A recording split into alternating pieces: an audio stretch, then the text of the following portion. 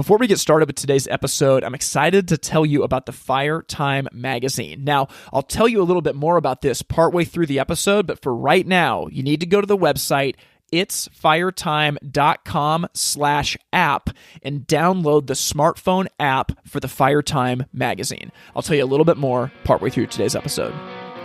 Welcome to the Fire Time podcast, where it's never hot enough, slow is fast, and the way to win is to make it so stupidly easy to buy from you that there's no excuse not to. I'm your host, Tim Reed. And once again, I'm so excited to be here today. Thank you for listening to the Fire Time podcast. Now, it's crazy to think that here we are in the thick of fall. The season is crazy, and season 5 is getting to the tail end. It's weird to think about. I feel like we were literally just starting this season out. Now, I'm excited about today's episode because today I'm interviewing Dick Hoffman.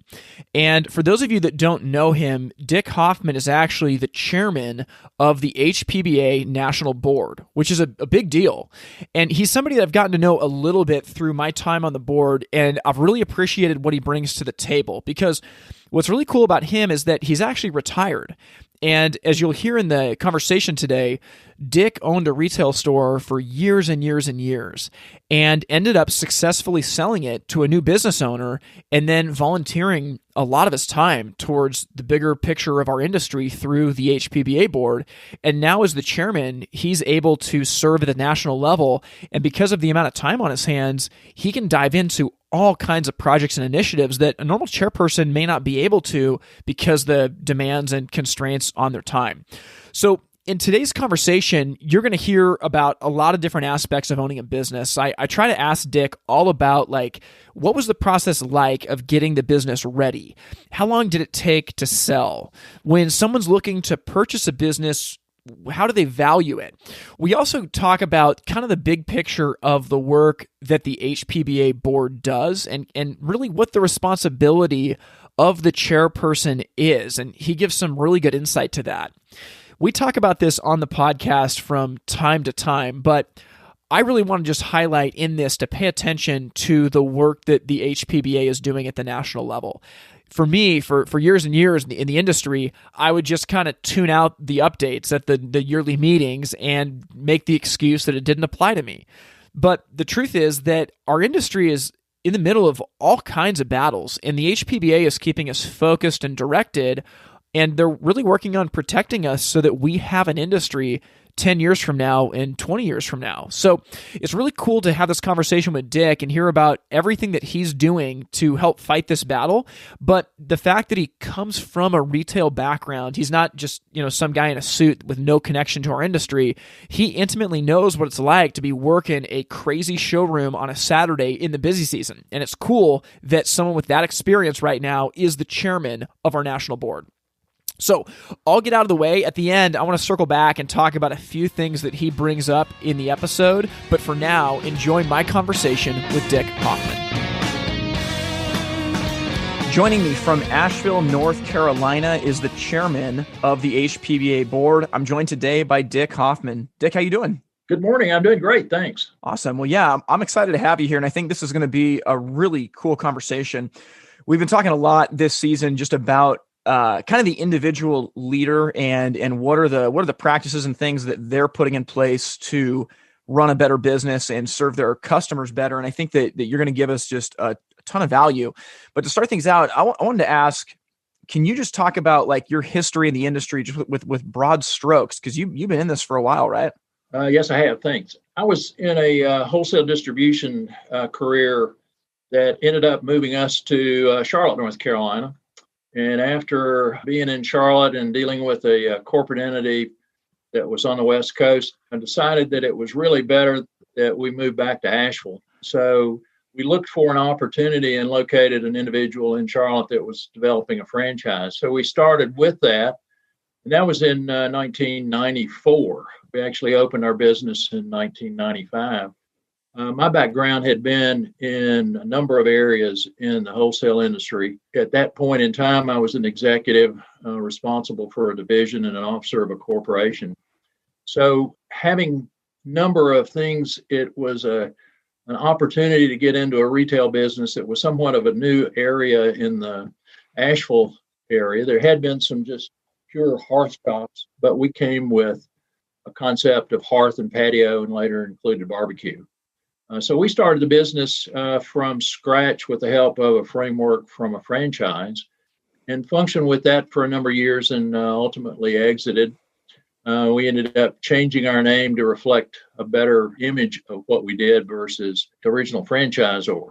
And so we've grown our business over that period of time. In 25 years.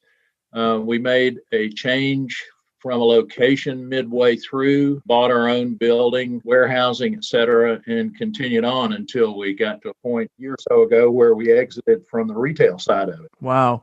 So I just want to go back here. Was the franchise that you were a part of at the beginning, was that in the hearth industry? It was. That individual had started something in Charlotte that primarily was hearth, but had expanded into casual. So he was primarily hearth and a patio. When we opened in Asheville, obviously, we found that by location, climate, we had a much stronger hearth business. And that probably was the springboard for our successes, was primarily in hearth. I mean, I'm just imagining if you start with a franchise model, though, there had to be some amazing systems and processes that came with that where you didn't totally have to reinvent the wheel. Is that right? Or did you kind of have to do that when you went more to hearth? Well, there was a framework, I guess, in terms of some prospectus, how to deal with a number of things. He had published probably a framework for his franchise offerings, and we found that pretty helpful. Initially, he did do a lot of training, introduced us to a lot of industry representatives, companies, et cetera, kind of guided us in the things that he had found successful, which we actually just built on based on recognizing we had different kind of climates and different customer base in the Asheville area. Mm.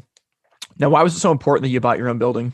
I think in long term, retailers work really hard at what they do, and to accumulate some kind of an asset is important to that. When we started, we were doing a lease on a space, and we had a great location, but it was a pretty costly thing. And realizing that, at the end of a period of your leases, you've enjoyed a great location, but you haven't created any asset value for long term. So for us, it was a recognizable thing to turn those lease payments into mortgage payments.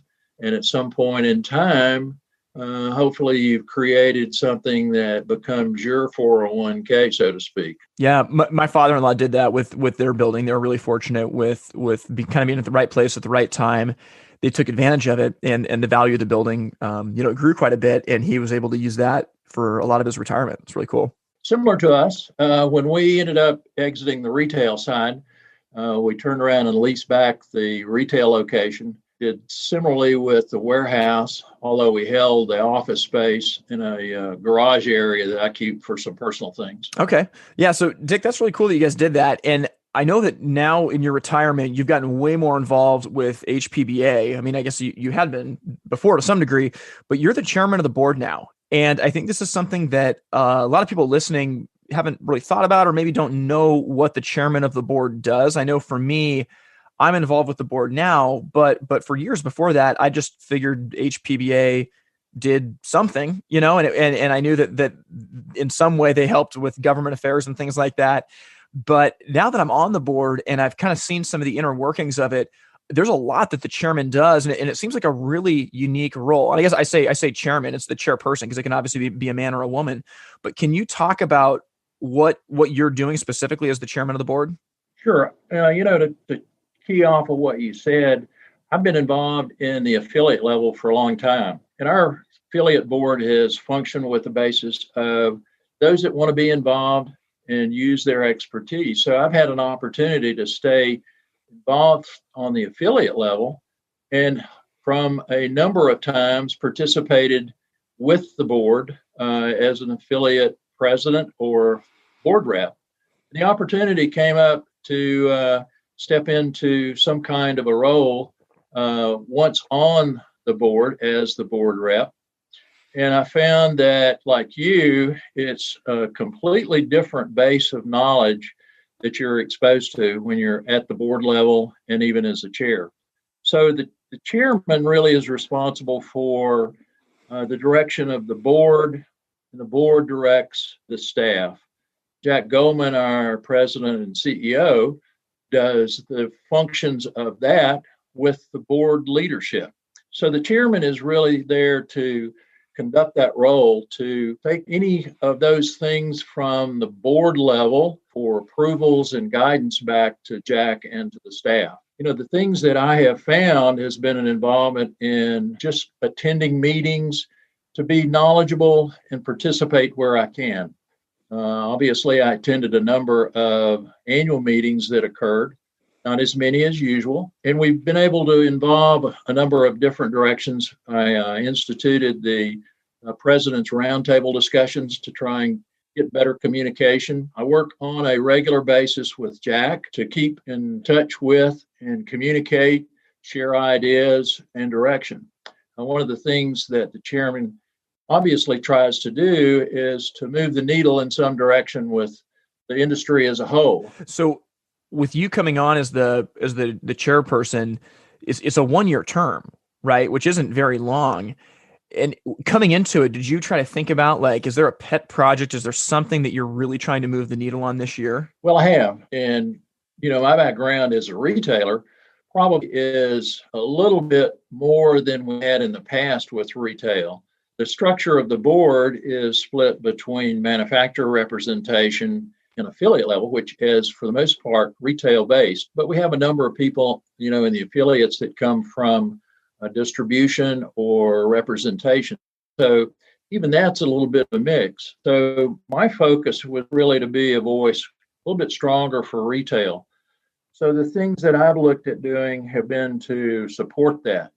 In the article with Richard Wright, I stated that I wanted to improve the image and the focus on the hearth side. Well, this year's been a little bit tough to do some of that, although we've rebounded in the industry and finding that we have a pretty good season going on. So the other things that I wanted to do was to look at ways to help do that on the retail level. So I focused on things. We've evolved a retailer toolkit on the HPBA website that addresses elements that can help retailers, information. Some of those things may have existed in different checkerboard square locations. So we've been able to pull that together in one location as a retailer toolkit. Idea is not necessarily new. Government affairs actually developed the toolkit for government affairs where people could be informed and get the information. But I felt like retailers needed the same kind of thing. So my focus, I guess you'd have to say in summary, has been to try and move the needle in the way of things that can support the retailer segment of our industry. And that's where really a product gets sold, product gets dealt with. So it's pretty important to support that side of our industry. Yeah, I'm absolutely with you there. And I'll link to that in the show notes. So for anybody listening that wants to get a hold of that toolkit, you can go to the show notes and I'll make sure to link to that.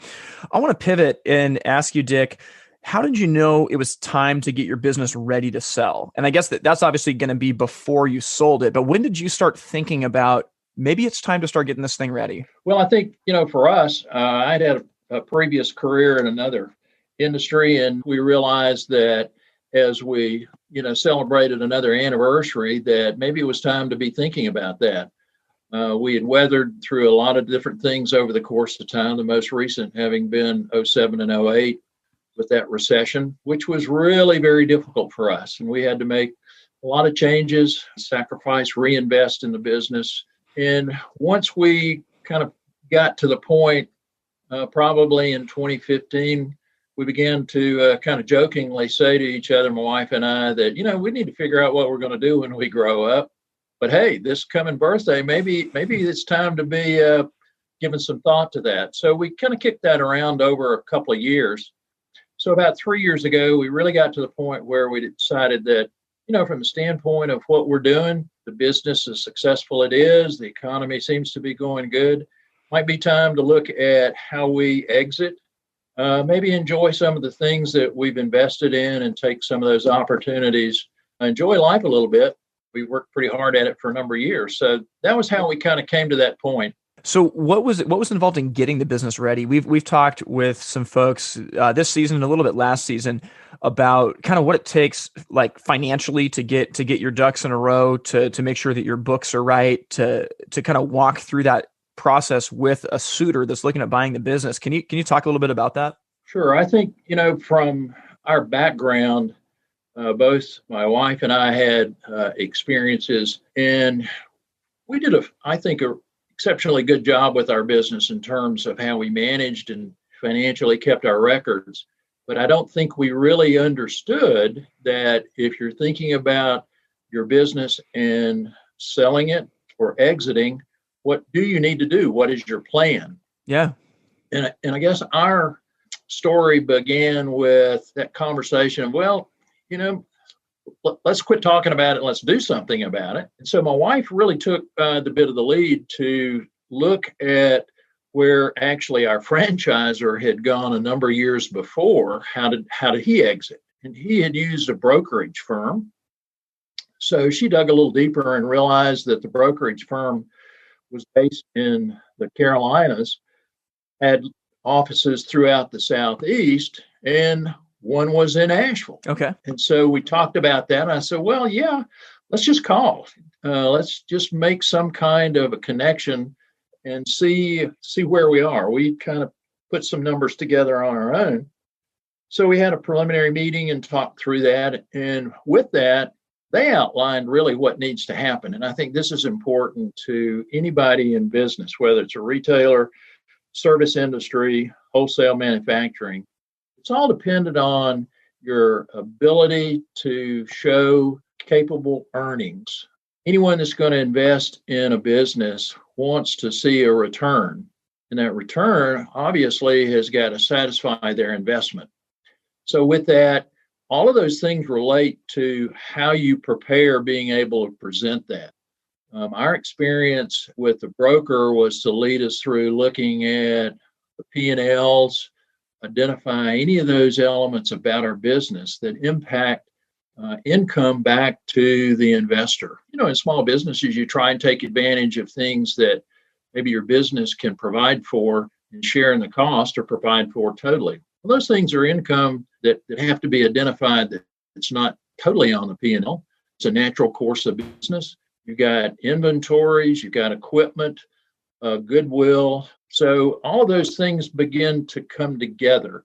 But again, it comes back to that ability for the investor to see that he can get a return on that income or money that he has put into a business for his income and satisfy his investment. So those things are important.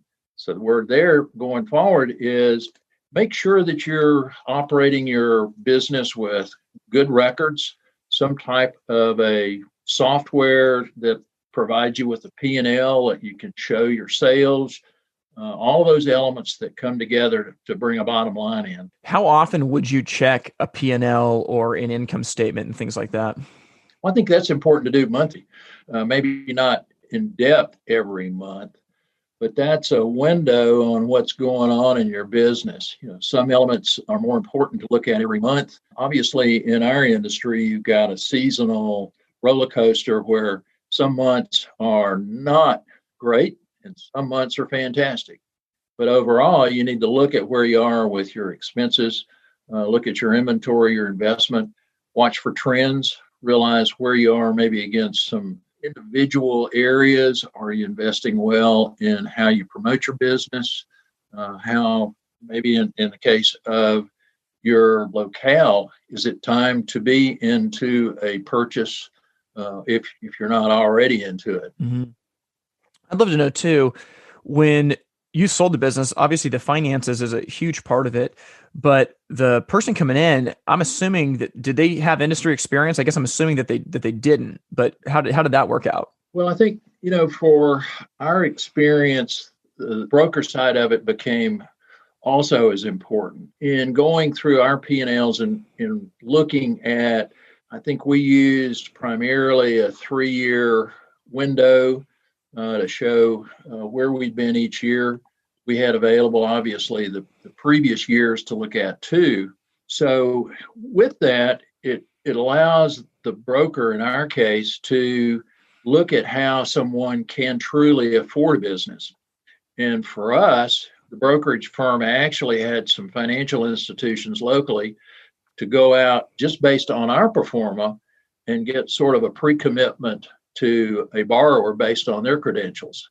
So our business would support a loan based on what we had done by the broker taking it out and saying, here, I have a business for sale. Here's their pro forma. Here's the purchase price. Here's what we're looking at. Where do you see your institution in a loan? So he sort of pre-qualified our business. Then it was a matter of finding, the right buyer and his credentials to line up. Yeah. Wow, that's really good. And did you end up selling it to someone that had previous industry experience or someone that was not familiar with the industry? Someone completely out of the industry. An individual that was in a completely different industry, had a early career, young family living in a metropolitan area, wanted to move to our locale, use their expertise in becoming an entrepreneur. So in his case, he had actually had interest previous year, same broker, same area, but had waited a little bit too long on a potential and lost in getting an offer in. So he's somewhat withdrawn to the sideline. So as we started working with this broker, he said, I've got some potentials that I'll follow up on, in addition to what we do as a brokerage company to actually promote a business on a confidential level. And we'll go, in our Southeast corridor, and we're participants in other venues so that it even becomes somewhat of a national base to have people that can see your business and look at it, and we'll do it all on a confidential basis. So this individual was one of those of about 4 different ones that we met with and looked at our business. And he became the person that really came to the forefront and said, yes, I want to do this. I've got my financing. Here's how I can approach that. And we just moved through the process. Wow. So I guess the cool thing with that is that if you have a business that's ready to sell to someone from outside the industry, that must mean that to some degree, you'd primed your business to kind of be able to run without you, right? So this person could come in and kind of slowly learn, but the business is somewhat self-sustaining? Somewhat. Yeah. Talk to me about that. I think, in our category, we were very successful small business, but we did it with a few people. So in our case, always use the scenario, our hat rack's pretty big. Okay. So, and I think, preparing for that, you have to have a good base of people in the business that can really sustain the business. But it also, in our case, needs to be understood that the business owner is not going to operate from a 50,000 foot level. He's got to be on the ground handling a number of things. And I think, for the most case, our industry is made up of businesses like that. Yeah. Obviously, as you get larger, you develop more of a base and a system that you can easily step out. But I think in our case, that buyer now is realizing, he's operating with pretty good hat rack, not at the 50,000 foot level, but sea level. We'll get back to our conversation with Dick Hoffman in just 1 minute. Hey, I teased this out at the beginning of the episode, but for those of you that haven't yet, you have got to check out the Fire Time magazine. Now, I'll just lay my cards on the table. This is something that me and Grant had talked about for a while, and we were on the fence as to whether now was the time to drop this or not. But in the event of Hearth and Home shutting their doors back in September, we felt like there was such a void in the industry for communication and knowledge and information to go out that now was the time to release this. And so with that, we have available for you today the Fire Time magazine. And this is something that can be consumed in a couple of different ways. First off is you can download a smartphone or tablet app, and every issue is going to be sent straight to your device. You can get that by going to the website itsfiretime.com/app. But you can also sign up to get this delivered in your inbox if you want to view it through your web browser instead of an app. And the way that you can do that is you can go to the website, itsfiretime.com/subscribe, and you can enter your email address and everything will be delivered to you. Now, the way that we decided to roll this out is we first off built a prototype issue, and that's available right now with real articles and interviews and tips and insight to help you grow your business. But our official release is going to be in March of 2021. So between now and March, we're assembling our content, we're putting together all of our contributors, and we're gearing up to start launching this every single month beginning in March of 2021. So to take advantage of our prototype issue right now, you can go to thefiretimemagazine.com and follow the appropriate link. We cannot wait to see where this magazine goes and are so excited to see leaders like you grow your business through the content that's inside of it. So to check out this free resource, you can go to the website, thefiretimemagazine.com. How long did the process take from when you first decided you wanted to sell to actually completing the deal? We ended up start to finish probably in an 8-month period, which I think is somewhat exceptional. When we started, it was, let's put a toe in the water and see how things might come to a sale. As I elaborated, we made contact. We went through those process of analysts looking at the financials, establishing what they felt like was a sales price. And, incidentally, I was asked the question in that interview of, what's your number? So I gave a number and I said, this is a number that I use that somewhat came from another industry, and it's based on a number of multiple factors. And so we went through that and he said, well, I have good news for you. I think we actually can support a higher number based on how we look at a business and how we value it. So from that case, we began to be probably about 3 months into it when the first, public offering was released in, their site, and they're forced to go out and sell it. Within pretty short order, in about a 3-month period, we'd gone through multiple visits, and our buyer became the lead, and we got into negotiation. And price-wise, we didn't move too much off of the price at all. I think our brokerage firm was realistic in what they put together, and he had been able to take their same numbers in our prospectus to his lenders and secure a loan. And so that process really is where, it kind of took off. But at that point, we're committed, and then it just slows down because you're dealing with other entities that have their process, and there got to be a number of things that support their decision, not just what you've given them. They've got to do their own analysis. So we ended up with a firm offer and agreement probably during the month of September, and our buyer hit a little bit of a snag with a previous loan commitment that he felt like was the best. But I think when it came down to it, they sort of changed the game plan when they got ready to say, yes, we're going to do it. However, we're going to need you to do this, and we can't do that, and you're going to have to do this. And those weren't things that he really expected. So he went to a secondary loan. And again, we're back into a process. So that took a while, but that went through easily enough. And we got a closing date, and we closed in November. So counting start to finish, we were about 8 months.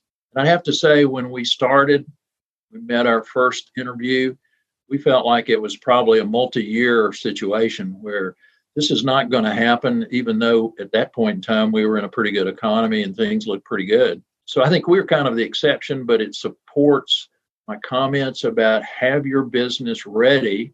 The things that you need to do from the financial side, but you also have things you need to do, on the physical side with your showroom, your storage, warehouse, if you're in a warehouse situation. At some point, people are going to want to look at that and understand, what do these things do to support these financials? Is it as good as it looks? So I'd have to say that we had a little bit of catch up to do as we got into that interview process to say, we need to work on, just going through and look at maybe some inventory things that ought to be cleared.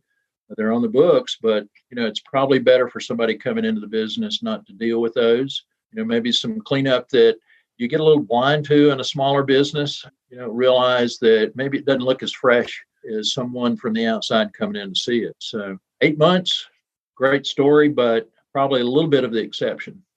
Oh, no, that's a great story. I think that's going to give a bunch of value to people who are listening. I just want to ask you one more question about it and then move on.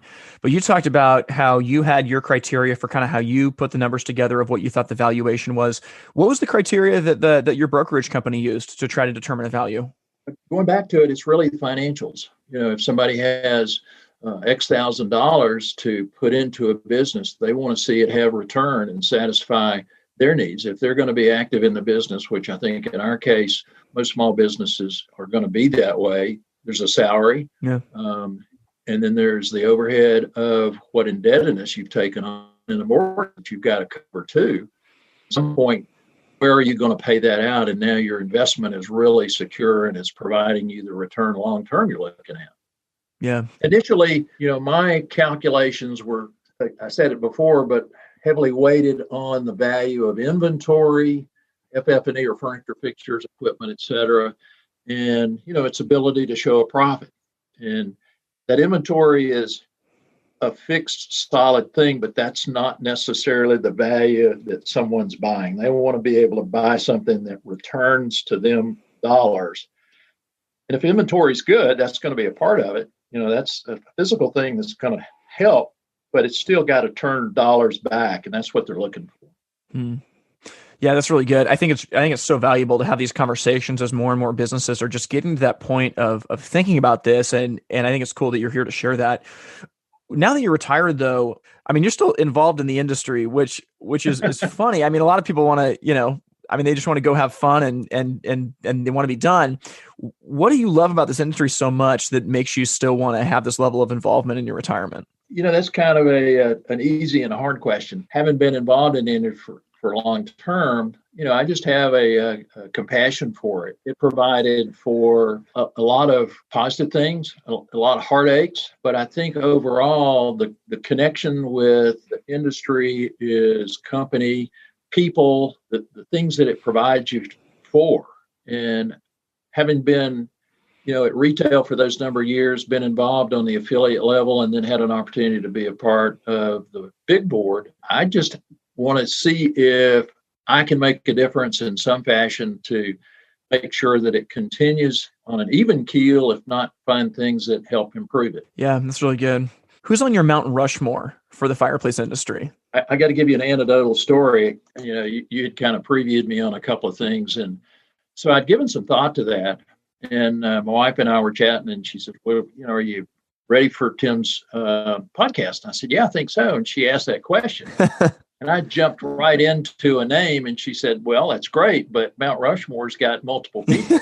I went, uh-oh. Yeah, there's 4 of them. I kind of, missed that cue. So, I gave thought to having 4 individual people. And again, part of the story is that she says to me, your interest in what you do for the industry has been focused on retail. Maybe that's not a face, but maybe that ought to be one of them, is the retailer segment. So to Glenn's credit, I think she was right. That's probably one of the things that inspires me. It's kind of Mount Rushmore is, the retailer who makes it all happen. They're the ones that are out there making the decisions to invest their money, purchase product, support it, become educated, get certified, those things. So, I think let's start with saying the retail entity in an image that's to be determined maybe is the first one.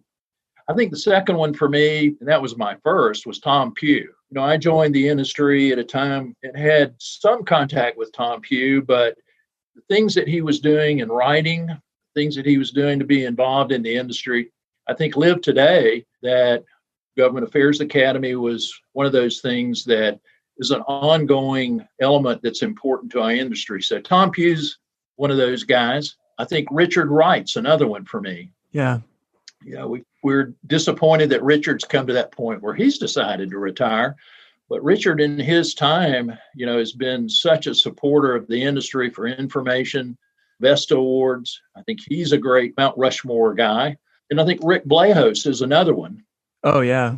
Rick stepped in behind Ben Weathersby in NFI and has brought it to a completely different level. And he continues to work hard. He's got, such a level of enthusiasm. The things that he's doing and the people that are part of, his staff are continuing to bring it to another level. So, with that, who's the last one? And that's a little bit challenging. I thought about a number of past chairmen, and there were two that come to mind. And, it's kind of like, which one is your favorite child? Yeah.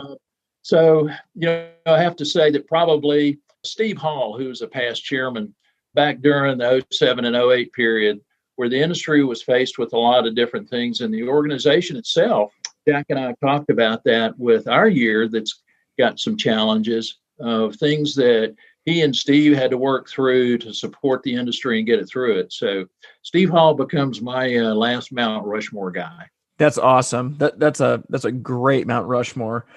I'm thinking about, Tom Pugh is just, he's a legend in the industry. We've talked about him extensively on the podcast before. The work that he did, 20 years ago, we're still feeling the weight of and the fruit of. It's unbelievable. And obviously the work that Rick does with NFI, a lot of it goes behind the scenes, but I'm convinced that as we get further and further down the road, NFI is only going to become more and more important as regulation comes in to require certification to install these things. It's amazing that we have a certification program that is specific and correct for our industry. Oh, absolutely. And I think, you're right on track. There's an area that our affiliate level is working on in their geographies to try and push that or respond to it. Yeah. I think that's an important message for people in the industry is to get your certification. Absolutely. That's going to be a key factor in the future. Yeah, and you just think even from a sales and a marketing perspective, at the retail level, if I'm on a showroom floor and I've got NFI certified installers, and I know my competition doesn't because I can check the internet to see who's approved and who's certified and who's not, and I can look a customer in the face and say, I know our installations are a little bit more expensive, but our crews are certified to install these fireplaces, and our competition holds no certification for expertise on putting this in. We forget we're putting fire in people's houses. It makes sense to be certified to some degree. It's like, it's crazy. But for you, like if you're in a market where not many people are NFI certified, like this is a sales and marketing advantage and is in the customer's best interest to have certified people doing this work. Oh, absolutely. It's a national certification. And interestingly, having exited the retail side, I stay active in a number of ways. And one of those things, I come up on the NFI certification as a master hearth professional. And from time to time, I'll get a random call from somebody that's gone on that site and recognized that certification and call me about a question. Wow. That maybe could have been dealt with at a retail level or another certified person. But I think my MHP certification has kind of brought me to a level where they've recognized and called me about, I've got an issue and I'm not sure how to deal with this. And sometimes they hold back with telling you they've already started with maybe a non-certified. Sure, yeah. And something about it didn't sound right, didn't click that maybe that was the right thing to do. So that's been kind of an interesting thing to support that NFI certification, even at my level where I'm not active at retail. Yeah, that's great. So, Dick, when it's all said and done, what do you want to be known for in this industry?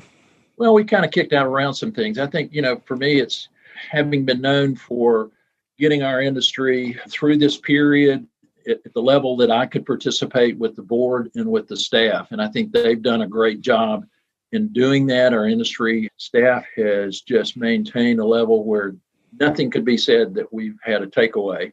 So to have supported Jack and our staff, conducted our board meetings. We implemented first ever virtual, which is becoming the next normal. And I think we'll see more of that. Makes sense. But to maintain a status quo, getting us through that, and then accomplish some of these things where we've implemented things that are beneficial to our members, albeit they may be on the retail level. Also to been supportive of efforts with things that we've done on a legislative basis. I've had an opportunity to really be more involved and understand some of those issues, know some of the background. I had an opportunity to participate in an EPA virtual hearing, something I probably wouldn't have done. But again, I help to contribute to the stability and maybe the future of our industry. So I'd like to be known for those kind of things. Yeah, that's terrific. Well, it's awesome to hear. Like, I think your story is just so holistic, coming from a different industry, starting from scratch with a retail business, working it all the way through to the point where it culminates in you selling it. And then now in your retirement, you take that experience and you use it to help the board. Dick, we appreciate your service. And I think people are going to get a ton of value out of this. Well, thank you. Again, that kind of fits what I just said. I'd like to be known for having done something to help maintain our industry and make it better. Yeah. All right. Well, hey, we appreciate you being on, and we'll see you later. All right. Sounds great. Thank you, Tim. Well, I hope you guys enjoyed that conversation with Dick Hoffman. I thought it was awesome getting the chance to talk to him. Now, rounding out, there's a couple of resources, first of all, that I want to make you aware of. Number one is he referenced the HPBA Retailer's Toolkit, and there's going to be a link in the show notes, but you can go to the website hpba.org/retailer-toolkit to take advantage of all kinds of things there. Another thing is that the year before Dick became chairman, Joe Burns of Bernard Dawson Manufacturing was the chairman of the HPBA board. And one of his big pushes was to try to find a way to help retailers transition to the next generation. And so through some work that he was a part of, HPBA actually has a group that they work with that's called Sunbelt Business Brokers that can help your business get ready to be sold and facilitate that transaction. Again, there will be a link for their services in the show notes. Their website is sunbeltnetwork.com. But these are important things that HPBA's board is working on at the national level to try and find resources to help businesses with the problems that they're up against. And so I want to make sure that everybody listening has those websites available. Now, listening to Dick, it's obvious that he loves this industry. And one of the things that I thought was really cool is it's interesting to riff on this for a minute here at the end. One of the focuses that we have talked about a lot in this podcast is building a business that is bigger than yourself. And through using systems and processes and metrics, being able to get yourself above the fray as a business owner so that you can work on steering the business rather than being run over by it. Now, Dick made an important distinction when we started talking about systems and processes and getting the business ready to sell. And that's the fact that there are a lot of business owners that want to be in the trenches, that want to go to work every single day and be working to help people with doing installations, with making sales.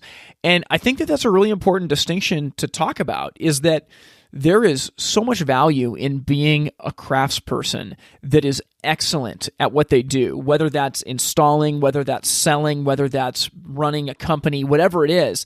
And it's important to realize that a business dream is not a one-size-fits-all. And that when me and Grant have talked about trying to build systems and processes inside of a business, one thing that I want to make sure is real clear is that it's never going to get to a point where you don't have problems to solve. But what we want to do is put systems and processes in place so that the problems you solve are actually like fun and interesting problems, as opposed to the same old thing over and over and over again. And so whether you're somebody at a huge company that has like multiple team members or departments underneath you, or whether you purposely so work for a company that's much smaller where you're physically doing the work, I think what's amazing is that thinking about your business holistically will still allow you to put things in place to be the best version of that business possible. And one of the cool things with doing this is it actually gets your business ready to sell. I talked to someone from the Pacific Northwest a little while ago, and they were working on a situation on a business that due to a sudden health issue was forced to sell. But because they hadn't gotten their business ready to, they are in a really bad situation where they're getting taken advantage of and the business doesn't have a lot of value. And everybody thinks that we're going to be healthy for years and years and years, but the truth is we have no idea what tomorrow holds. And it's really important to be laying these building blocks now before you think you need them. I think that's one thing that's real apparent in this conversation is that Dick was really about preparing for the long term, and he did a really, really good job with it. And now he's been able to share in the benefit, and the business owner that has purchased his business is able to share in the benefit of the work that he did. So It's never too early to start thinking about getting your business ready. But obviously that can't happen if you as a leader aren't in a position where you're able to manage your business, where you're able to lead yourself and think about the bigger picture. So as has been the theme for this entire season, my hope after today is that you take some stock of your own life and you think about, where are the areas that I need to start preparing? Honestly, I think it starts personally and it moves out professionally from there. Where are the areas that I have to start laying groundwork now that's slow and boring and not sexy, no one recognizes it, but is going to be the thing that pays off down the road? I think it's just like becoming a runner, right? Your first time running, it's horrible to run like a mile or 2 miles. And the truth is that as you get to be a better and better runner and you run more and more miles, well, it's still really tiring. That never changes. But the distance that you run does, and the speed at which you run does. And there's no magic formula to doing this. There's just simply the day in and day out action of running every single day. That's the difference between a professional and an amateur. An amateur gives up when things are difficult, and a professional grinds it out and knows that the slow, painful work now is worth the payoff in the end. Well, I hope you guys got a ton of value out of that conversation. If this podcast has been a blessing for you, you can support it financially by going to the website patreon.com/itsfiretime. That's patreon.com/itsfiretime. We are so thankful for every single one of you that is helping support this through your monthly contributions. It means the world, and we don't take it lightly that we have a responsibility to provide you the highest quality content possible. So I hope you guys have an amazing week. As always, we will be back next week with even more. Thank you for listening to the Fire Time Podcast. To learn more, visit the website itsfiretime.com. Music from this episode was written and recorded by In Bloom out of Portland, Oregon. We thank you for listening to the Fire Time Podcast, where it's never hot enough, slow is fast, and the way to win is to make it so stupidly easy to buy from you that there's no excuse not to. We'll see you next time. I'm all in to burn.